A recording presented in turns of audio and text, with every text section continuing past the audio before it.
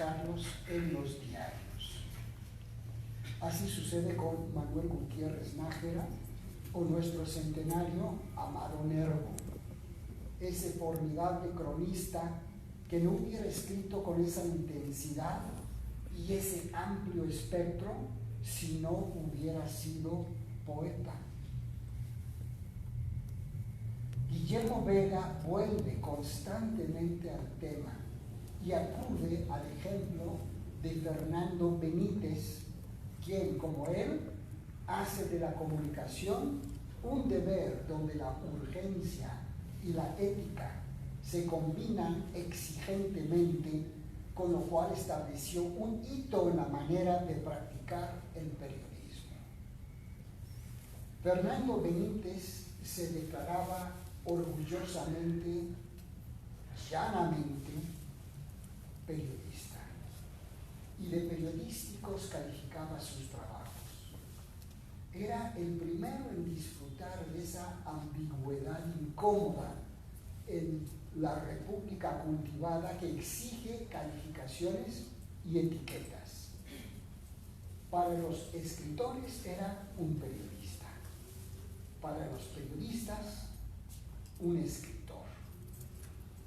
El Diccionario de Escritores Mexicanos de 1967 dejaba en claro esta que pareciera al mismo tiempo una condena y una alabanza.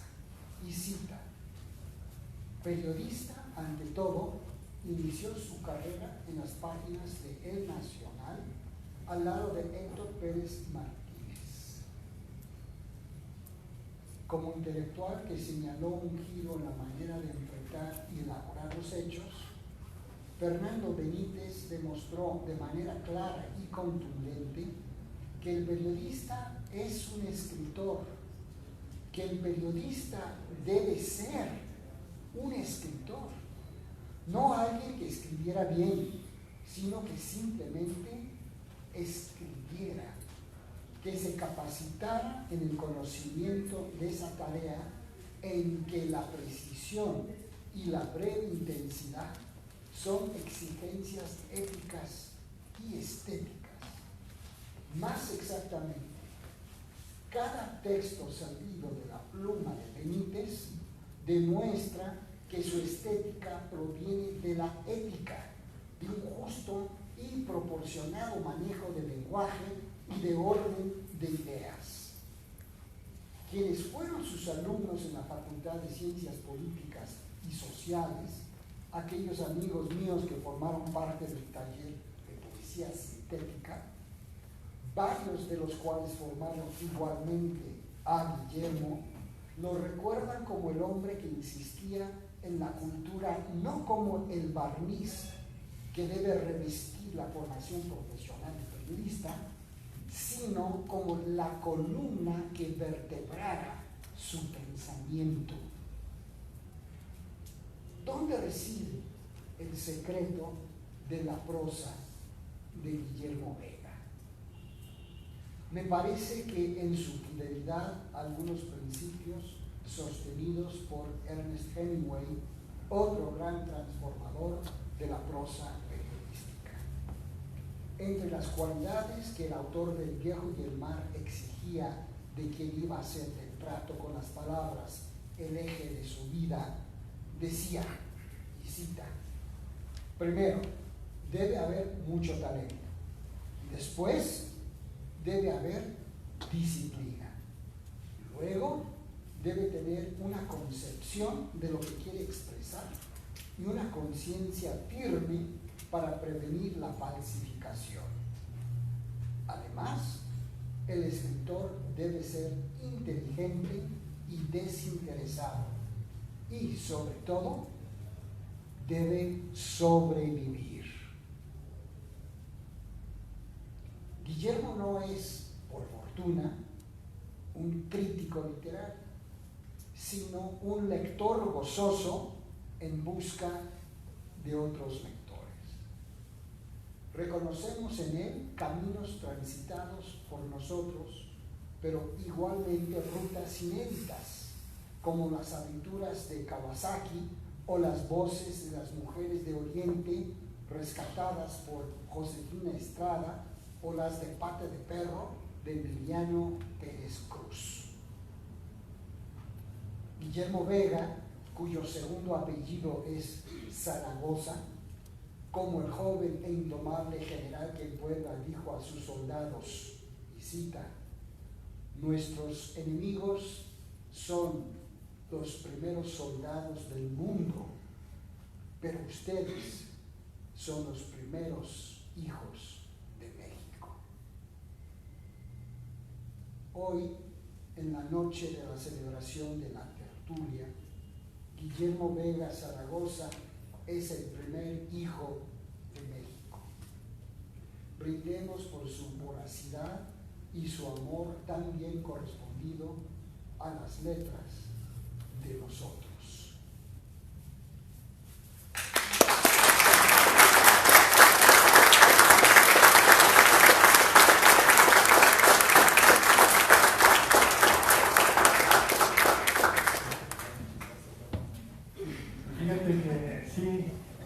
Yo pensaba decirle a Vicente algo, yo te lo voy a decir a ti, Sandro. Vamos a publicar antes de fin de año, si Dios quiere, y les hacemos ese anuncio, uno de los libros que Eusebio Rubalcaba nos dejó antes de morir. Y este libro va a tener un prólogo, bueno, ya tiene, porque está en proceso de edición, un prólogo de Vicente. Entonces, fíjense qué bonito cómo se va haciendo una cadena. Ahorita Vicente nos presenta el libro de Guillermo, al rato vamos a estar en este espacio o en otro presentando el libro de Eusebio, también con la participación de Vicente, y así se va tejiendo toda esta red, ¿no? Quisiera, antes de cederle la palabra a Omar, señalar otra de las grandes virtudes de la tertulia del libro de Guillermo, y esa virtud se puede apreciar más en aquellos autores que ha seguido a lo largo de décadas.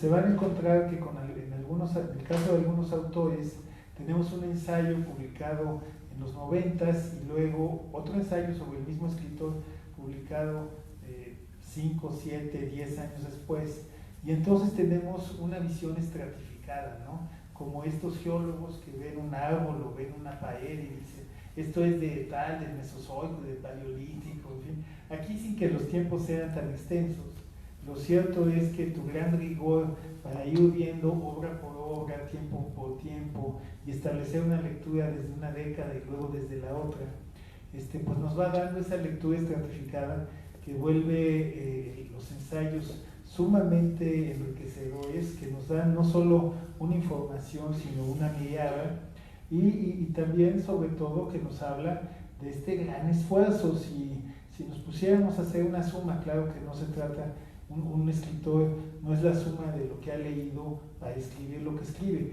pero si nos pusiéramos a hacer una suma de todos los libros de los que hablas, de cada uno de estos autores, pues yo creo que fácilmente ahí hay 100, 200 libros que has leído con cuidado, que has trabajado, que has reseñado, que has digerido, y a partir de todo este trabajo, pues nos ofreces ya ensayos muy decantados que nos dan esta visión de muchos estratos, de muchas capas, ¿no? Ahora voy a tener el gusto de presentarles a mi amigo el maestro Omar Delgado. Él nació en 1975, es narrador y ensayista, ha publicado las novelas Ellos nos cuidan, El caballero del desierto, Premio Internacional de Narrativa Siglo XXI UNAM, Colegio de Sinaloa 2011, y Habsburgo y los libros de relatos de mujeres, mujeres y traiciones, y Donde no hay Dios. En 2011 obtuvo el primer lugar del Concurso Nacional de Cuento Magdalena Mondragón de la Universidad Autónoma de Coahuila. Sus cuentos y reseñas han sido publicados en varias antologías. Adelante, Omar, bienvenido. Bueno, muy buenas noches. Es un verdadero placer estar aquí delante de ustedes. Es un verdadero placer también presentar un libro tan bien hecho, tan cariñoso en el mejor de los sentidos, no porque está muy caro, sino porque es verdaderamente una caricia al alma, el libro de Guillermo. Bueno, en primer lugar, antes de comenzar, tal cual quiero hacer un par de precisiones. ¿Por qué? Porque finalmente ustedes, amables lectores, ahora sí que están presentes por acá, dirán desde allá, desde sus lugares, dicen, bueno, pues están Francisco, está Antonio Lugo, está Guillermo Vega, por supuesto, está Vicente Quirarte, encarnado en Sandro Cohen, y bueno, ese otro cabrón, ¿quién es? ¿Por qué vino? Bueno, pues en primer lugar, porque soy muy buen amigo de Guillermo, y en segundo lugar, porque tuvimos algunos problemas para buscar presentadores, sobre todo por algunas circunstancias. Por ejemplo, pensamos primero en Juan Villoro, pero Juan Villoro cobra por metro, entonces pues iba a salir muy caro. También pensamos en Jorge Volpi, pero de última instancia tuvo que ir a destruir otra estrella de la muerte que salió por ahí en alguna parte de la galaxia. Entonces, pues finalmente el honor recayó en mí. Ahora, segunda aclaración, ustedes dirán, bueno, los escritores son gente verdaderamente muy seria, son gente muy cumplida, cuando les dan un libro a presentar, obviamente hacen apuntes, piensan, meditan, estudian. Pues saben que no, bueno, muchos no. O sea, y bueno, aquí hay unos tips para ustedes, como si no son veteranos en esto de las presentaciones. Si en un momento están y un presentador llega y dice, bueno, en lugar de hablar del libro, vamos a tener un intercambio de ideas con el lector, ese no leyó el libro. No, es seguro, ¿no? Número 2, si por ejemplo dice, no, es que yo conocí a Guillermo en aquella borrachera, qué tal, y no sé qué, y comienza a hablar de la vida de ambos y evade el tema del libro, tampoco lo leyó. Por supuesto, también existe el que, por ejemplo, y eso lo hemos visto cualquiera que hemos ido a alguna presentación, por ejemplo, vamos a poner un ejemplo, que es un libro acerca de crónicas de la ciudad. Y resulta que quien lo presenta es experto en literatura medieval, me tocó un caso, no voy a decir el nombre, y bueno, primero dice el nombre del libro y el nombre del autor, y después se echa media hora hablando de literatura medieval. Y al final dice, bueno, el libro está muy bueno, el libro de mi amiga está muy bueno, leanlo. Y está el cuarto, que es de alguna manera el menos informal, que es el que lo lee un mes antes, está pachangueando, y un día antes de la presentación dice, oye, creo que mañana tengo algo que hacer. Ah, chis. Entonces, va y ves la agenda y dices, ay, y entonces a las 12 de la noche va y a su computadora y hace un texto. Que bueno, no fue mi caso, fue 2 días antes, pero bueno, y ese esfuerzo hecho bajo presión, justamente dio como resultado el siguiente texto que les voy a leer, y se llama De la literatura como fantasma, y es acerca justamente del libro de nuestro querido amigo. En la literatura de cualquier país siempre hay figuras que intentan poner orden a la vorágine de obras que se generan en un determinado periodo, siendo las letras una de las actividades más fecundas y al mismo tiempo aleatorias que puede hacer el ser humano.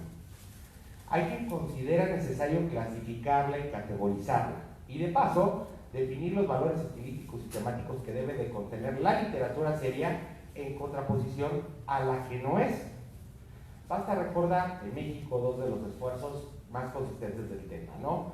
Los diccionarios de protagonistas de la literatura mexicana de Manuel Carvalho, o por ejemplo el diccionario crítico de la literatura mexicana de Christopher Domínguez, que son esfuerzos obviamente pues muy consistentes en tratar de definir lo que es la literatura y en tratar de poner en el caldero, poner en el foco a los escritores que consideraban, estos dos críticos consideran como los verdaderamente meritorios para figurar ahora sí que en el santoral de las letras mexicanas.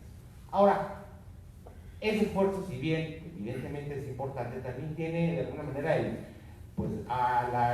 la desventaja de tratar de crear un canon, es decir, de diferenciar lo que se debe de leer, lo que debe de pasar a la posteridad, de lo que no debe, ¿no? Por los criterios que ustedes quieren. Ahora, vámonos al esfuerzo que hizo Guillermo con este libro. Guillermo Vega, el autor de este libro, que en esta ocasión tengo el honor de presentar, también hace una selección de libros y autores. Sin embargo, no lo hace desde la postura del inconmovible juez que dictamina el valor de un trabajo literario, sino desde la postura del lector gozoso y agradecido, que descubre una obra admirada y la degusta con placer. Vega Zaragoza, quizá por su formación, entiende que la literatura es ante todo una charla entre autor y lector, en la cual la palabra escrita, el papel, es el medio, es finalmente un intercambio de maravillas y asombros que ilumina y cuando en verdad hay ingenio, cambia la vida del lector, del receptor. Por ello, esta serie de ensayos, entrevistas, reseñas que conforman la tertulia tienen la gozosa informalidad de una charla de café o de cantina, como ustedes prefieran. Entre amigos se dialoga, se cotorrea, se intercambian chismes y se entablan duelos de albures incluso. No se regaña y no se juzga. Por lo mismo, los textos que conforman este libro tienen ese espíritu festivo, del encuentro de dos extraños, que aunque quizá nunca se puedan llegar a conocer en persona, quedan inexorablemente unidos por franca amistad, por los hilos intangibles que tejen las buenas letras. En la tertulia el lector se encontrará no únicamente con una visión acerca de los libros, sino que también conocerá y amará, o quizá odiará, o quizá deseará, a los perpetuadores de los mismos. En las páginas de este libro vamos a ver desfilar lo mismo al irascible Ricardo Garibay que al injustamente olvidado Miguel N. Lira. Acompañaremos a Fernando Benítez de la Fundación y Consolidación del Mítico Suplemento La Cultura en México, para que páginas después venga Zaragoza nos haga una semblanza de esa tormenta encarnada que fue Elena Garro. Veremos partir plaza al mismísimo Iquiriqui, a Carlos Fuentes, en los salones de gala de las letras, para acto seguido conmovernos con la siempre generosa presencia y palabra del genial René Avilés Farina. Por supuesto, después vendrá Sergio Pitol adornándonos la conciencia y el alma con su prosa exquisita y educada. A esta reunión también asiste la realeza, representada por Elena Poniatowska, y su talento inigualable de registrar lo indecible. Josefina Estrada y sus letras molidoras y carcelarias al mismo tiempo, aunque por supuesto nunca despojadas de ese erotismo que ilumina todo, inclusive una celda de reclusorio. Ahí también nos llega a casi a dar patadas Humberto Vázquez, ese legendario minotauro que sin embargo también fue el patriarca de toda una generación de grandes plumas templadas en el oficio del periodismo, por supuesto, como los maestros que tengo aquí al lado. Y por último, no por último, pero último de esta lista, el mismísimo Martín Guzmán hace presencia, cabalgando con su alazán y todavía oliendo a pólvora. La tertulia ofrece un panorama variopinto de escritores y libros que, hay que subrayarlo, no necesariamente han alcanzado aún las ramas del olivo. Algunos han sido justamente relegados por motivos, pues, a veces extraliterarios, mientras que otros tuvieron la mala suerte de coincidir cronológicamente con colosos que le restaron reflectores. Este espíritu ecuménico es quizá la virtud más luminosa del libro que tienen en sus manos, o que van a tener, que tengan en sus manos, por favor. Pues en él encontrarán autores y obras de las que quizá nunca hayan escuchado hablar, pero que al terminar de leerlo correrán a adquirir esas obras a su librería más cercana. Por otro lado, el formato de los textos también cuenta con una disfrutable heterogeneidad. Hay algunos que abordan la obra entera de un autor, mientras que otros se centran solo en las virtudes de uno de sus libros. Están los que muestran los trabajos de quienes escribieron obras portentosas, al lado de otros que consignan las palabras de los propios autores explicando su prosa. En cada uno de estos 38 textos siempre estará presente la voz benévola y sin embargo aguda, la inteligencia que dialoga con los autores sin llevarlos al patíbulo y que analiza las obras sin agarradas a machetazos. Esa voz, por supuesto, es la voz del autor, de Guillermo, que desde el prólogo nos aclara que solo hablará de libros que le gustan, que lo suyo es la camaradería y no el paredón. Como Vega mismo lo dice, él ejerce la crítica en primera persona, es decir, que solo aborda libros que le llenen de entusiasmo, que él a su vez quiere contagiar al lector. Y hay que decirlo, lo logra y lo logra con creces. Para concluir, y esto como parte de ahora si queda mi trabajo, soy profesor de literatura para jóvenes, juzgo que la tertulia debería convertirse en un texto no obligatorio, porque ningún texto debe de ser obligatorio, pero sí ampliamente sugerido para inocular el amor a las letras a las nuevas generaciones. Al contrario de lo que postula Roland Barthes con el concepto de la muerte del autor, el hecho de que un lector también conozca la vida de quien escribe le amplía el horizonte de comprensión de la obra que tiene en sus manos o de las obras que tiene en sus manos. y sobre todo muestra que el acto de escribir es un acto irrepetible e insustituible. Pues como decía Ricardo Garibay, y lo dice en las páginas de este libro, se escribe como se es. Y déjenme decirles que este libro es como Guillermo Vega, cálido, ingenioso y genial. Entonces, por favor, no se pierdan la oportunidad de leerlo, de comprarlo y de que este maestrazo se los firme en este preciso instante. Muchísimas gracias.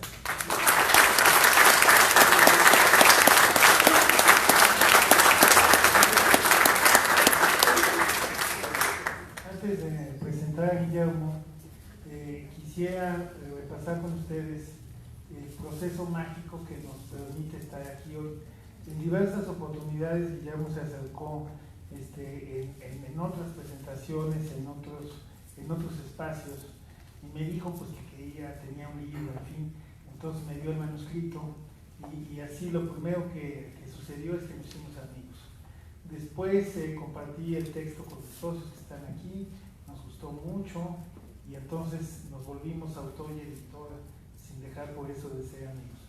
Ahora, después de eso, gracias al trabajo editorial de Palmira y de Antonio, pues estamos aquí con el autor que nos está presentando a su hijo para establecer ya no el diálogo entre el autor y el editor, sino el diálogo entre el autor y sus lectores, que son ustedes que muy generosamente están aquí.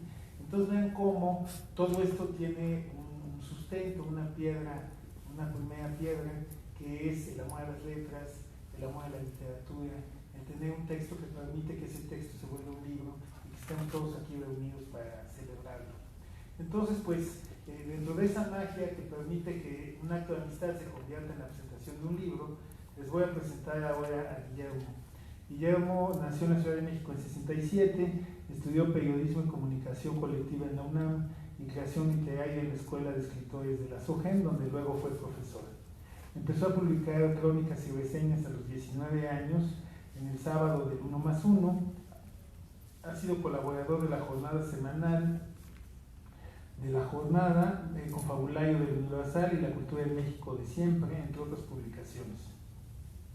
Ha sido jefe de redacción y editor digital de la revista de la Universidad de México de la UNAM y ha impartido talleres literarios en diversas universidades e instituciones culturales. Textos suyos han aparecido en más de 25 antologías, así como en publicaciones de México, Estados Unidos, Colombia, Brasil, Cuba y España, traducidos al inglés, francés, portugués e italiano. Es autor de los libros de poesía Preñar el silencio, Espejo infinito, Desde la patria del insomnio, Sin saber y Poemas para ablandar a las rocas, así como de los libros de cuentos Antología del indecible, El Pedro de Brasil y Hombres perfectos. Entonces, mi querido Guillermo, pues bienvenido otra vez. Bueno, muchas gracias. Muchas gracias a todos ustedes por estar aquí. Yo estoy muy contento de estar nuevamente aquí en esta sala, en el Palacio de Bellas Artes, porque bueno, hace más o menos 3 años, también estaba aquí Sandro Cohen, yo presenté un libro de poesía, era una antología, y lamentablemente tuve la mala suerte de que pues la persona de la editorial no trajo los libros. Entonces, bueno, ahí fue toda una serie de desalizados, hasta salimos peleados, y bueno, nunca llegaron los libros. Pero en esta ocasión me da muchísimo gusto, y gracias al destino, de encontrar mi lugar en esta editorial, en el Tapiz del Unicornio, y por eso, primero que nada, quiero agradecer a José Antonio, a Palmira, a Antonio, a Palmira, que no pudo estar aquí, es quien nos trabaja prensa, porque yo estoy muy contento de que este libro haya salido en su editorial, porque me he sentido totalmente arropado para la edición de este libro, no solamente pues, bueno, por los sabios consejos de José Antonio, que además él es el culpable del título, y yo tenía unas cosas, unas propuestas feas, y él me dijo, pues es que esto tienes que llamarlo la tertulia. Dije, claro, eso es lo que siempre para mí ha sido la literatura, ¿no? El compartir y el beber y echar relajo, ¿no? Entonces, para mí es un gusto. Bueno, también quiero agradecer a la Coordinadora Nacional de Literatura, Cristina Rascón, y a todo el equipo de literatura del IMBA por su amabilidad de permitirnos estar aquí. Y bueno, yo más que pues explicarles un poco, porque también está aquí, y para eso los voy a hacer que lean, que compren y lean el libro, pues todo empieza precisamente, como ya se mencionó aquí, pues precisamente por el maestro Huberto Batis, ¿no? A quien yo quise y admiré y le debo muchas cosas, sobre todo haber definido de alguna manera con su generosidad la vocación literaria y sobre todo esta cuestión memorística, que es una de las partes que a mí más me gustan de esto, de escribir estos ensayos, reseñas, estudios acerca de escritores a los que yo he conocido. A muchos de ellos yo los conocí, fueron mis amigos, algunos ya están desaparecidos, otros fueron mis maestros y también amigos, otros todavía por aquí andan, y pues bueno, otros que no tuve la fortuna de conocer, pero pues que también definieron buena parte de lo que yo soy y de mi visión acerca de lo que es la literatura como ejemplo de vida, como precisamente Ricardo Garibay, que está aquí en un texto que se llama precisamente de cómo no conocía a Ricardo Garibay. No sé si hubiera sido adecuado conocerlo o no. Yo lo he conocido a través precisamente de las experiencias de Josefina Estrada, que sí fue su gran amiga y ella me ha platicado de cómo era, pero más que nada yo siento que yo lo conocí a través de su obra y sobre todo de su ejemplo acerca de lo que es la literatura. Entonces, a mí me interesa sobre todo un poco platicarles cómo es que llego yo a esta colección, que originalmente, pues bueno, yo dejé de escribir ensayo hace ya más de 2 años. El último ensayo que yo escribí, que publiqué en la revista de la universidad, fue el que está aquí sobre Miguel N. Lira. Y bueno, decidí tomarme un break en relación con la escritura de ensayos. Hace poco volví a escribir uno que apareció en un suplemento, pero yo me tomé un poco como descanso, como para tomar distancia acerca de lo que ya había escrito y de lo que había hecho. Entonces, la colección de ensayos no está armada de una manera cronológica como fueron escritos, sino está armada cronológicamente conforme fueron naciendo los autores. Y eso le da una visión, pues bueno, yo creo que panorámica acerca de cómo ha sido el desorden de mis lecturas, porque yo creo que eso es lo que me ha hecho a mí, porque yo no estudié letras. Antes yo pues lamentaba, ¿no? Dije, ¿para qué estudié periodismo? Debí de haber estudiado letras. Así hubiera tenido un poco más de orden en mis lecturas. Ahora yo ya no me arrepiento de eso, porque precisamente ese desorden de las lecturas y de empezar por la literatura mexicana y los escritores de la onda y andar hasta ahorita leyendo los clásicos griegos, me sirvió precisamente para tener una visión diferente acerca de lo que es la aproximación a los autores y a las obras. Entonces, yo empecé escribiendo reseñas.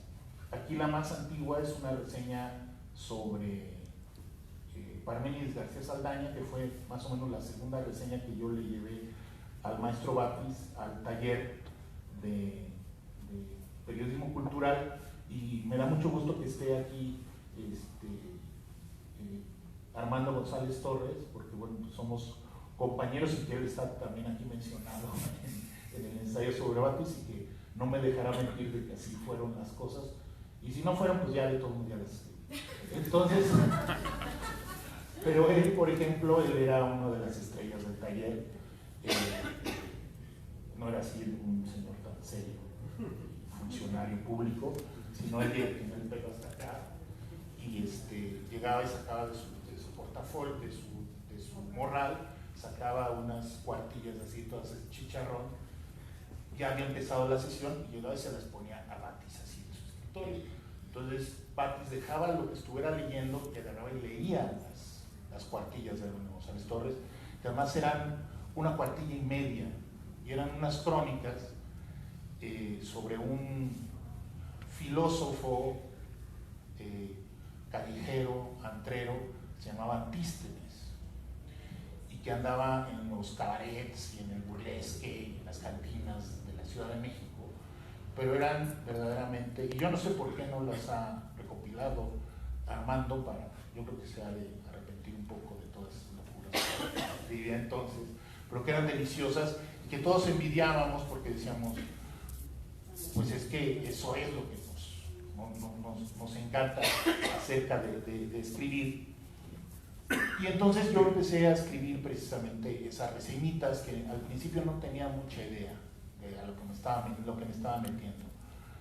Con el paso de los años yo escogí cierto tipo de ensayo que combina el retrato, la semblanza, el relato memorioso y desde luego pues bueno, la reseña y el análisis literario acerca de los autores y de las obras, pero siempre desde un punto de vista personal.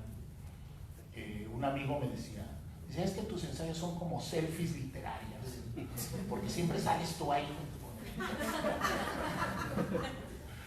Y porque sí, o sea, yo empiezo estos ensayos más recientes, precisamente contando cómo yo conocí al autor, cómo conocí yo a Emanuel Carballo en mis clases, cómo conocí a Hugo Gutiérrez Vega, cómo conocí a Huberto Batis, y a los que no como conocí a Guillermo Samperio, y a los que no los conocí, cómo fue mi primer encuentro con uno de sus libros.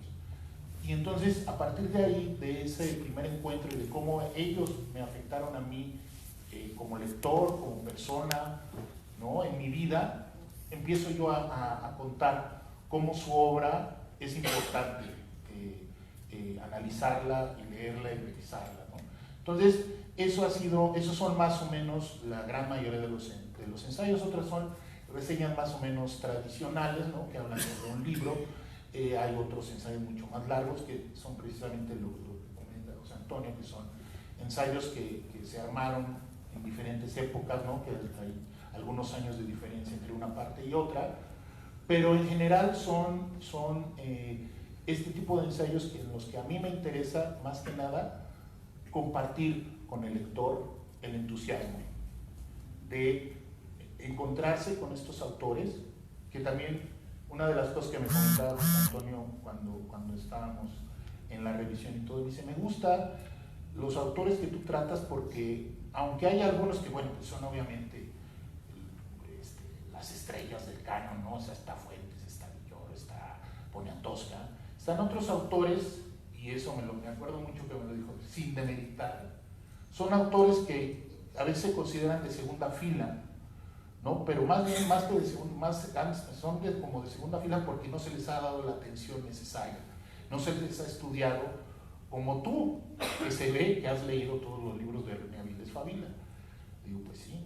Entonces, esa es una de las cosas que a mí me entusiasman, de poner a disposición de sobre todo los lectores más jóvenes, estos autores para que se acerquen, para que busquen sus libros, para que haya este interés también para que se vuelvan a reeditar sus libros, bueno, hay unos que ya de plano no se consiguen, pero hay otros que todavía se pueden conseguir en las librerías de viejo, incluso en forma electrónica, y que se vuelvan a leer, y que se vuelvan a aproximar los lectores a estos autores, y que lleguen a ellos y con ese entusiasmo con el que yo llegué a ellos.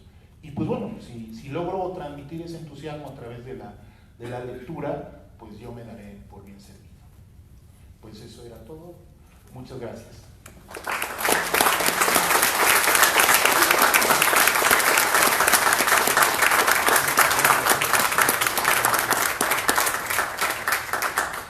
Al tiempo que agradezco la hospitalidad de la Dirección de Literatura de Lima nos han comentado que nos piden que terminemos a las 8 de la noche para dejar un tiempo para poder comprar los libros y que los firme Guillermo. Eso quiere decir que tenemos 5 o 7 minutos, tanto para que si alguien en la mesa quiere comentar algo, como si alguno de ustedes también quiere comentar algo. Entonces, pues aprovechen, no sé quién quiera, el propio Armando, con respecto de esto del 1+1, y también, pues ya saben que ha habido aglomeraciones en el Metro Pantitlán, no queremos que eso pase, entonces pueden ir poco a poco a comprar los libros, ¿no? Porque no queremos ningún accidente, y pero no sé si alguien quiere comentar algo del público. Primera duda que veo en muchas, la mitad sí, Guillermo Vega es soltero, entonces aprovechense de una vez porque quién sabe cuánto dure en ese estado letárgico, entonces lleguen.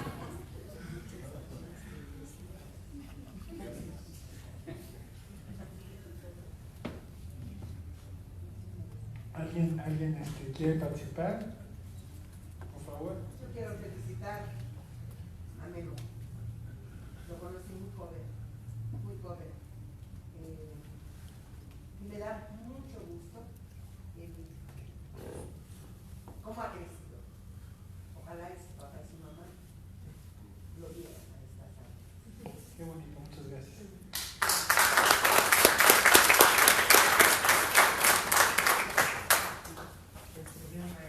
Gracias, Memo, por invitarme a esta presentación.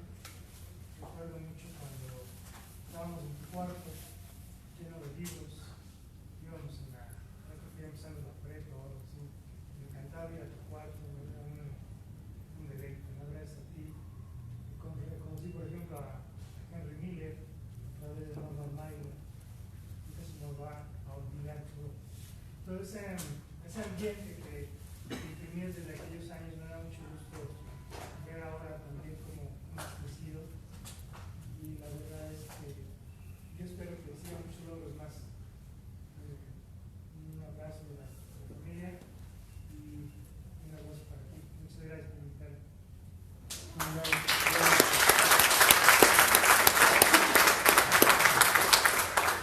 ¿Quién dice yo? Por favor.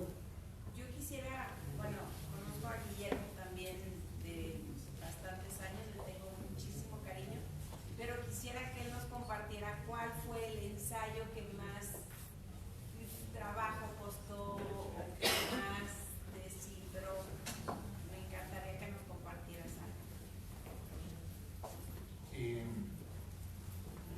Bueno, hay dos que para mí son, bueno, tres que para mí son muy importantes. Obviamente el de Huberto Batis, porque ahí cuento precisamente cómo comencé yo con esto. Precisamente cuento ahí que cuando tenía 19 años yo tenía una novia con la que iba a todos lados, y entonces un día ella me dijo: oye, ¿por qué no te pones a hacer otra cosa? Dices que quieres ser escritor y pues no más te la pasas conmigo, ¿por qué no te metes a un taller literario? Y así fue como caí en el taller literario, y aquí está esa serie. Y su mamá, doña Ángeles, que desde entonces me conoce, y ese fue porque para mí Huberto Batis era una especie como, yo lo veía mucho como mi papá, me recordaba mucho a mi papá, y entonces también al mismo tiempo de que lo admiraba y lo quería, pues también le tenía mucho miedo, porque aunque a mí nunca me tocó que su ira se fuera contra mí, sí me tocó presenciarla y que me contaran relatos escalofriantes de cómo se ponía cuando se enojaba en la redacción del periódico o en las clases en la facultad. Entonces para mí ese es uno de los más importantes. El otro es precisamente también el de Ricardo Garibay, porque constantemente me ha ido siguiendo su obra, ¿no? Me han invitado a presentar libros sobre él, y entonces eso me ha hecho también ir adentrándome cada vez más en su vida y en su obra. Y otro es, desde luego, el ensayo sobre Hugo Gutiérrez Vega, ¿no? Que él también fue un gran maestro mío en la SOGEM, que pues bueno, ahí lo cuento, que él también fue el que me descubrió de lo que se trata la poesía, precisamente de lo que se trata ser poeta. Todo es la cuestión de la voz, decía, ¿no? O sea, si tú identificas tu voz como poeta, ya la hiciste, ¿no? Dice, no importa si es muy grande, si es poquita, pero que identifiques tu voz.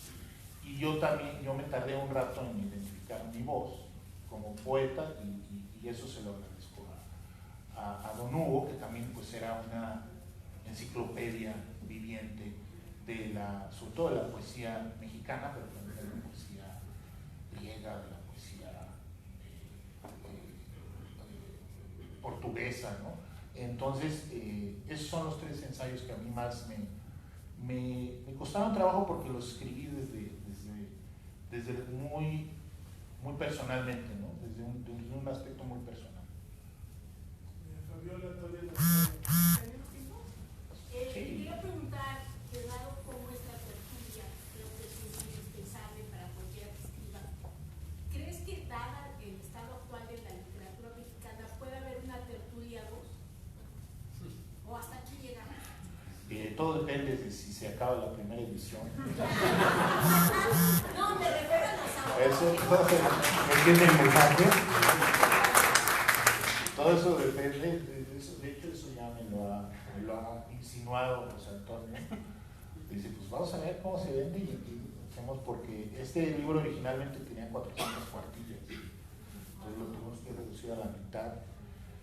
La otra mitad eran los invitados extranjeros, eran los ensayos sobre autores extranjeros, pero también yo quise esta tertulia terminarla con autores de mi generación. Pienso armar otro libro con autores más jóvenes, porque tengo pues también muchísimos ensayos, reseñas sobre libros de autores más jóvenes que yo, entonces también yo creo que ahí eso también va para armar otro libro, ¿no? Pero sí hay como para 3, 4 tertulias más.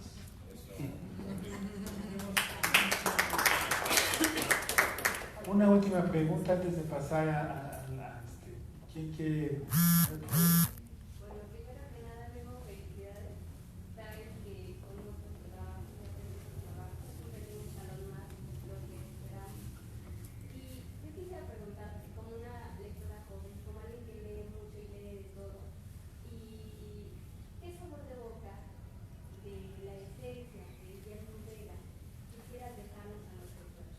Porque cada autor tiene un estilo muy particular, una forma de transmitirte, una forma en la que te cuenta, ya sea una historia o hasta un poema, todos son diferentes. ¿Qué sabor de boca quisieras dejarnos a nosotros? Bueno, pues primero que nada yo quisiera que lo leyera como si yo se lo estuviera platicando, o sea, como si estuviéramos platicando, dialogando, precisamente en una tertulia, ¿no? No es un libro para leerse de una sentada, no es un libro para leerse en un orden. Digo, tenía que tener un orden y ese fue el orden que le di, ya se los comenté. Es un libro para irlo degustando, eso es a mí lo que me gusta de los libros, que lo puedes empezar en cualquier ensayo, y no importa si es al final, si es al principio donde lo abres, sino que lo vayas degustando, y cada uno tiene precisamente su sabor, su esencia. Entonces, eso es lo que yo quisiera dejarles, ¿no? O sea, como si fuera una charla, una plática acerca de los autores, porque yo es así como entiendo la literatura, ¿no? Creo que era Ballard el que decía que no hay nada más íntimo que irse, no hay nada más íntimo que irse a la cama con un libro. Que incluso ir a la cama con una persona es menos íntimo que irse a la cama con un libro, ¿no? Entonces, pues eso, váyanse a la cama. Bueno, pues le quiero dar las gracias a los compañeros. Bueno, primero Sandro. Sí, hay como 2 minutos, ¿no? Nada más quisiera comentar ahora como yo, no como Vicente, que conocí a Guillermo por mi esposa, porque ellos nacieron el mismo día con 10 años de diferencia, y desde hace muchos años Los dos celebran su cumpleaños juntos. Y a veces me invitan. Desde entonces, bueno, conocía y no lo conocía. Josefina, no tienes que conocer a Guillermo, es un tipazo, trabaja en la revista de la universidad y bla, bla, bla. Entonces lo conocí, pero empecé a leer lo que escribía. Hasta llegó a escribir cosas sobre mí. Y todo lo que leo, sean sus poemas o sus ensayos, todo lo que leo de él está vivo. No sé cómo decirlo de otra manera.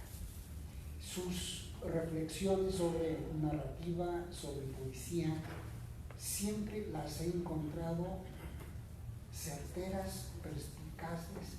No hay desperdicio en lo que escribe. Incluso cuando echa relajo, no hay desperdicio porque es importante. Siempre está en carácter, para usar un término teatral. Y nunca fue mi alumno, a diferencia de, bueno, alumno es hasta Omar, lo conocí chiquito, si lo puedo ver. Y Armando, son grandes, José Antonio. Y esto de la comunidad, cómo se teje y entreteje, nada más quisiera terminar, estoy un poco conmovido, con otra reflexión. Yo fui maestro de algunos, pero todos ellos a mí me dieron mucho más que yo a ellos. Darles clase entre comillas, es decir, orientarlos, escuchar, porque todos ellos sabían más de su tema que yo. Yo fui un orientador, pero al leer lo que escribían, a mí me abrían infinitas puertas, las cuales agradezco mucho a todos y sobre todo a nuestro celebrado, ahora doblemente en el mismo mes porque cumplió el 14 de mayo y ahora cumple otro ciclo vital y empieza uno nuevo, un ciclo profesional que él podrá contarles Pues muy bien. si gusta. Muchas gracias. No, al contrario, pues,